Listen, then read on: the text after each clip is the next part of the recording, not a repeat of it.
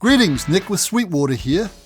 And as the saying goes, you wanted the best, but guess what? You ain't gonna get it, cause I'm playing. Today we're gonna dissect the intro riff to the Kiss classic, Hotter Than Hell. And let's start off by looking at a few ways it's been transcribed horribly wrong on the internets.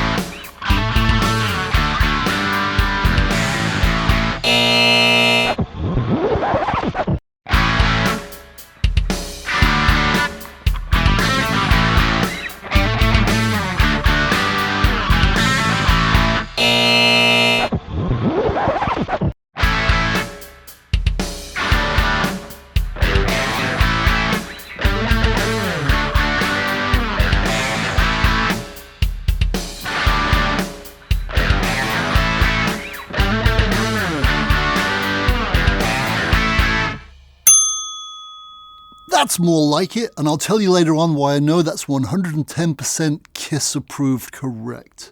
Anyway, this song is the title track from Kiss's 1974 album of the same name. Like a lot of folk in England though, I actually got to know this song from this album. Yup, Kiss Alive. And that came out a year later in 1975.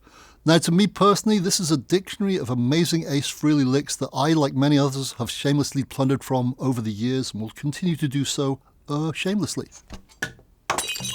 As I'm sure you know, Kiss invariably tuned down a half step, but for the sake of convenience, or maybe just because I'm darned lazy, I'm using standard tuning.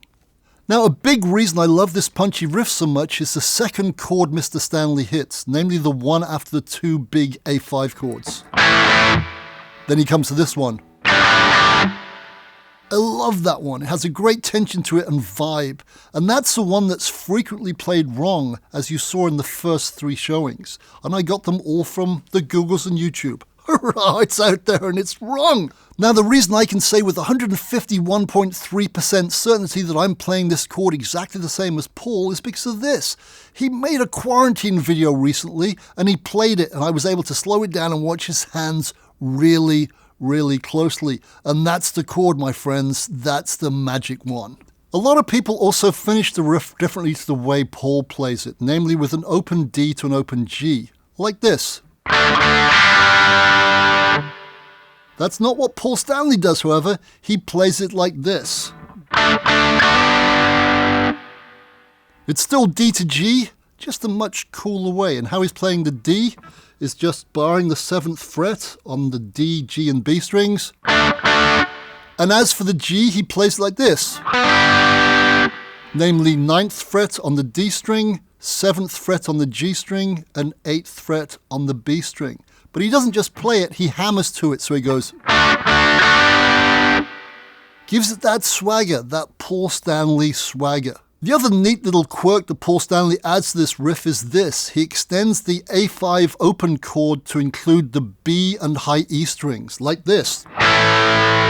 So instead of the usual 3-note root, 5th root open A we're so used to playing and hearing, namely this one, Paul's adding an extra 5th and an extra root by adding those two strings, like this.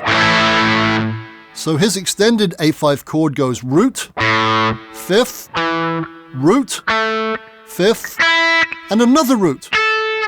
So, 3 roots, 2 fifths. File under Little Things That Kill. Another neat little colour that Paul adds to the riff is where he plays that. He plays it on the low E string, mimicking what Mr. Gene Simmons does on his bass. A lot of transcriptions have it played here, or even here.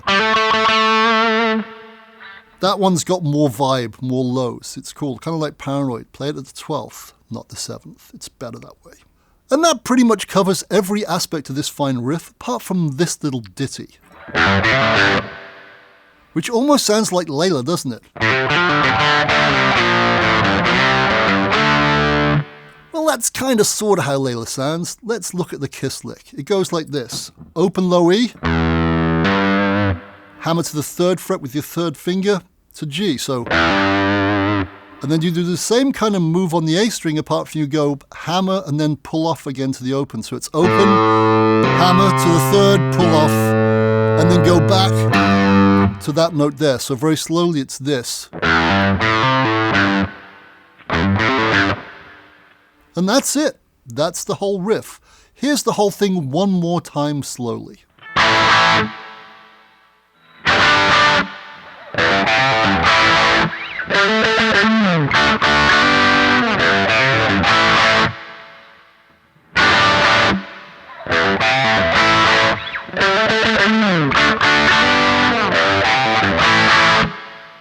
Thank you very much for watching indeed. Don't forget to like, comment nicely please, and subscribe. Click here for more videos like this, or start at sweetwater.com for all your music instrument and pro audio needs. Bye-bye.